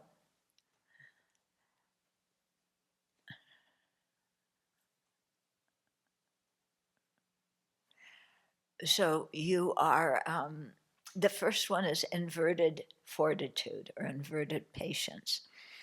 So you're very patient with other people's problems. No, you're patient with the difficulties, yeah, of others, but you're not. Wait a minute, this doesn't that.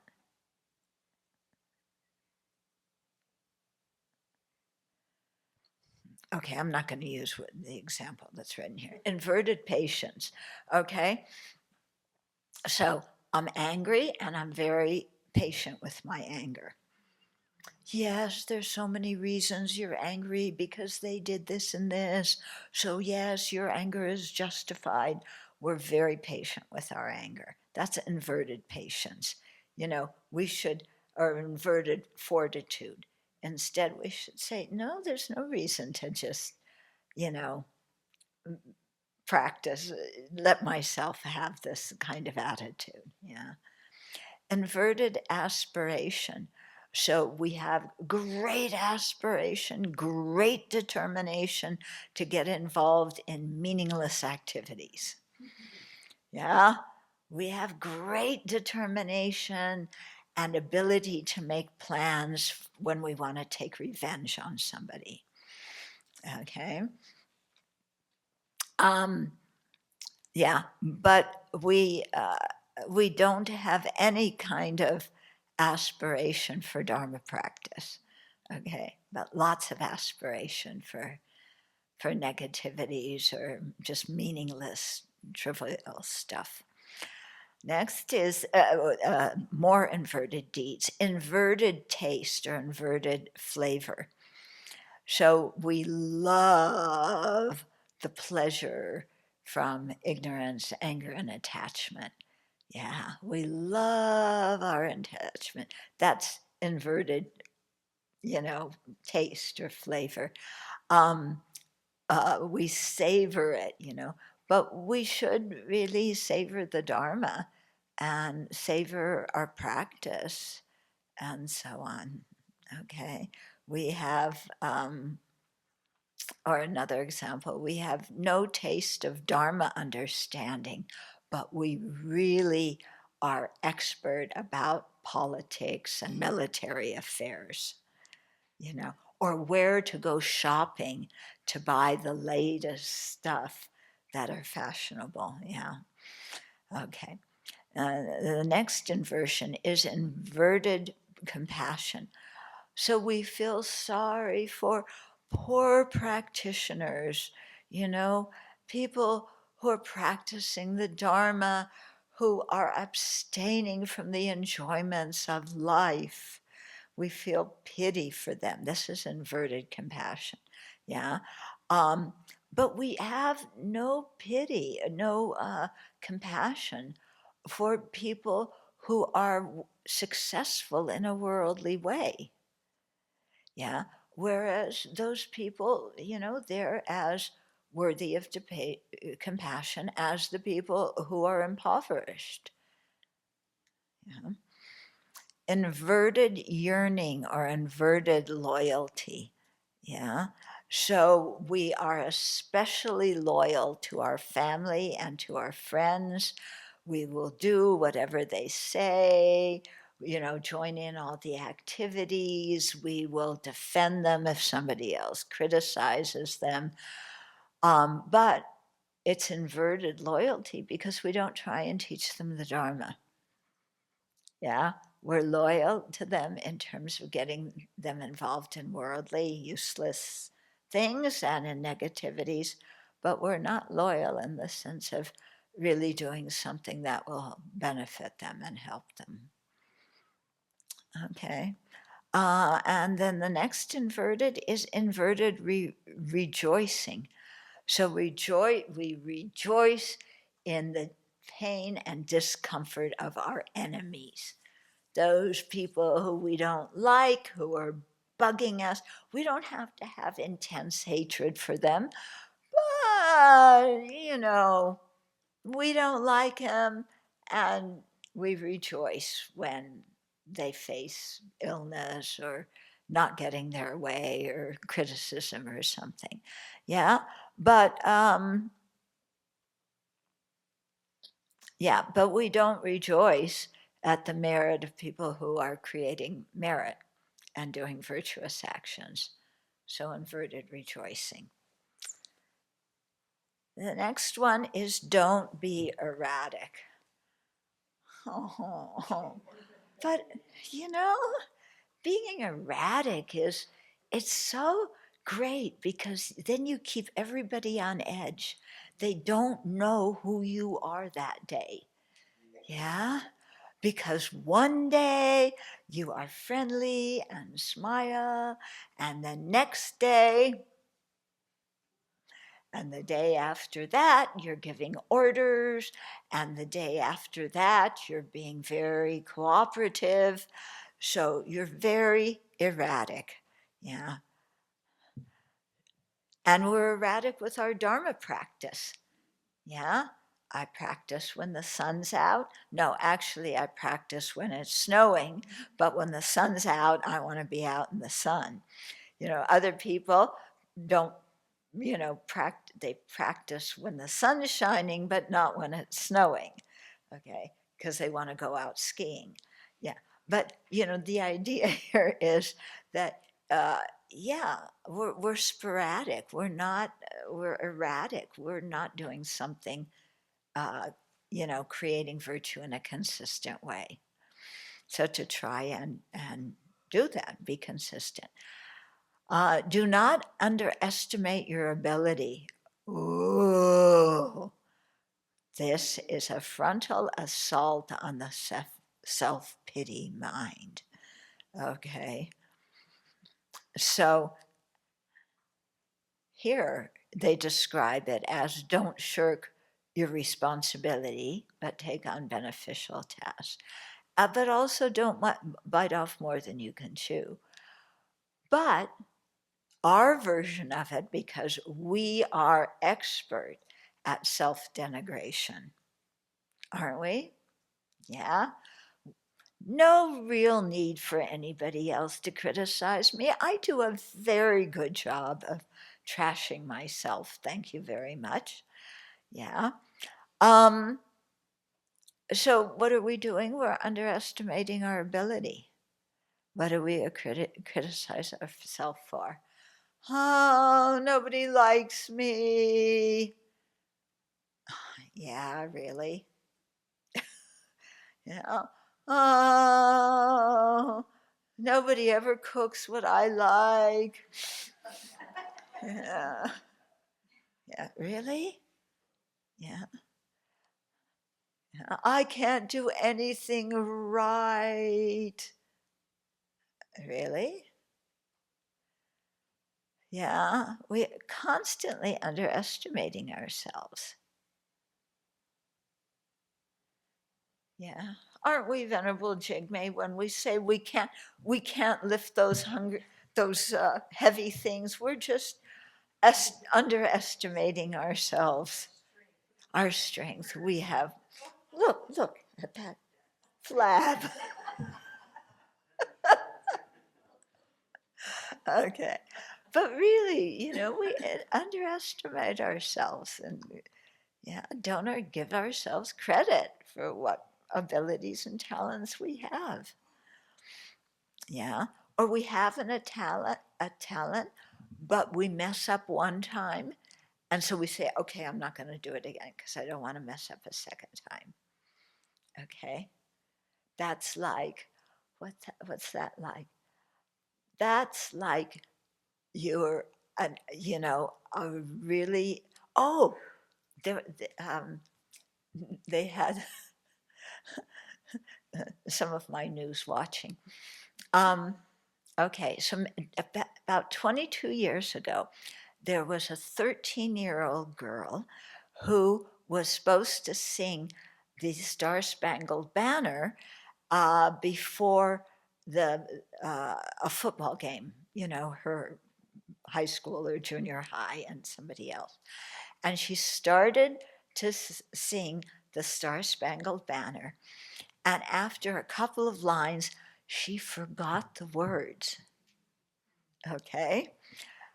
Her coach, yeah, this is a really good coach, came up, put his arm around her, and started singing the words with her.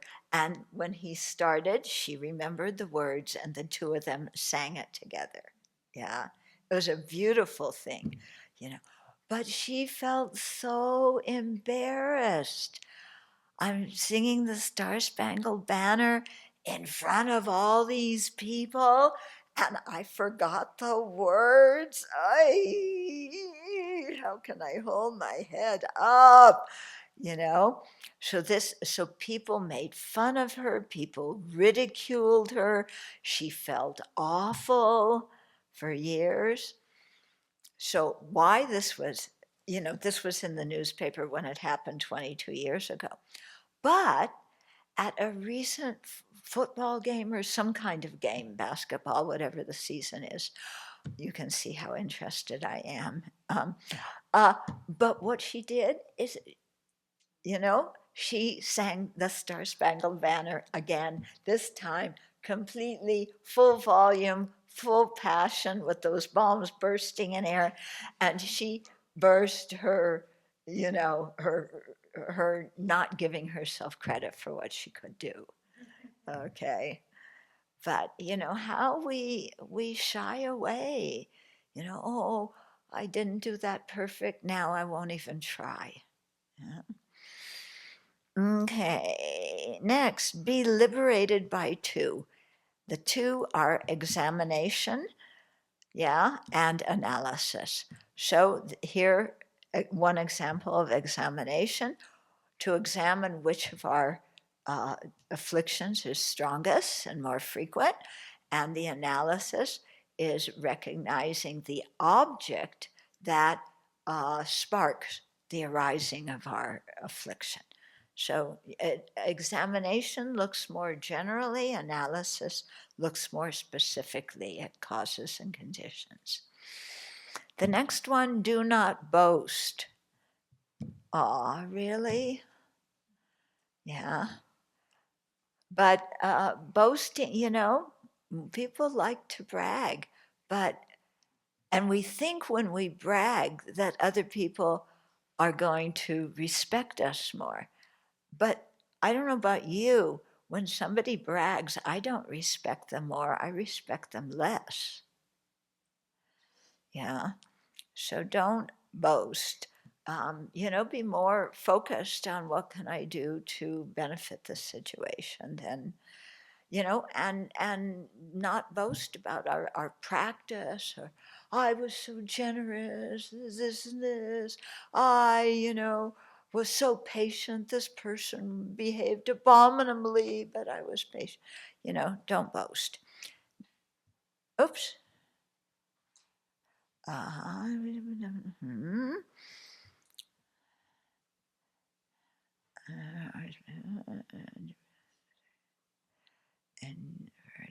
Sorry, okay, next one, do not retaliate. Okay, so don't keep your mental computer file of all the things somebody did that you find fault with, and have those ready we don't even have to write them down. We remember them very well. So that then when there's a really big fight, you can bring them all out and say, you did this, and then you did this, and this, and this, and this, and this, and some of them happened 10 years ago, but you kept track of them, and, you want to retaliate and take out your list and give it to somebody. Next one, do not be fickle. You're all polite one day and nasty the next. You're so willing to help one day, and the next day, nobody can find you. You're very moody. You are cheerful one day, and the next day, grumpy. Okay. Change your mind. Oh my goodness. One day you want this, the next day you want that. Yeah. One day, please give me teachings on this. Next day, please give me teachings on that. One day, I want to do this retreat. Next day, I want to do that retreat. Constantly. No. Next one, do not wish for gratitude. This is like the one, do not look for reward. Can't I have a little bit of gratitude? I mean, come on. You guys are practicing thought training. You create virtue when you express gratitude to me. Don't you want to create virtue? And I'm in need of gratitude. Yeah. Okay, no, don't expect gratitude. Yeah. And let me tell you, yeah, those of you who want to be in the front of the room and that other people look at as like the one who gives orders, yeah, your primary job. Somebody's interviewing me this afternoon on leadership. Okay? Yeah, there you are. So, what I associate with leadership, yeah, your first job when you are a leader is you are the one that everybody blames for when things go wrong. Yeah?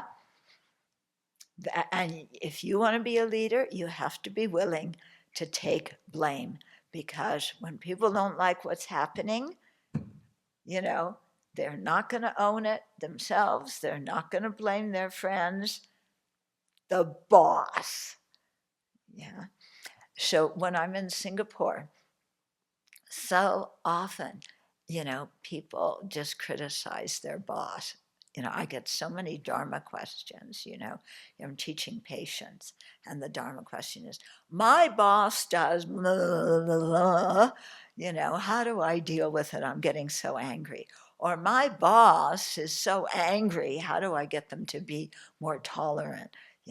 But always, so I often say in Singapore, they need to have a be good to your boss day, at least one day a year, you know. But really, this is, if for people who think, I want to be in the front and be a leader and have everybody look at me, that is the first thing that you have to get used to. Yeah, be ready. Okay, and that was the last one. So rather than wish for gratitude, give gratitude. Yeah, instead of wishing to receive praise, point out others' good qualities. Okay, so then there is a colophon by Langri Tampa, who says, before practicing, I examined my expanding actions. Then, because of many of my wishes, having undergone suffering, insults, and criticism, I requested the instruction for taming self-grasping. Now, if I die, I have no regrets. Okay. So, and some people ask me about the book, one book, Advice from a Spiritual Friend. Okay, and that was the first.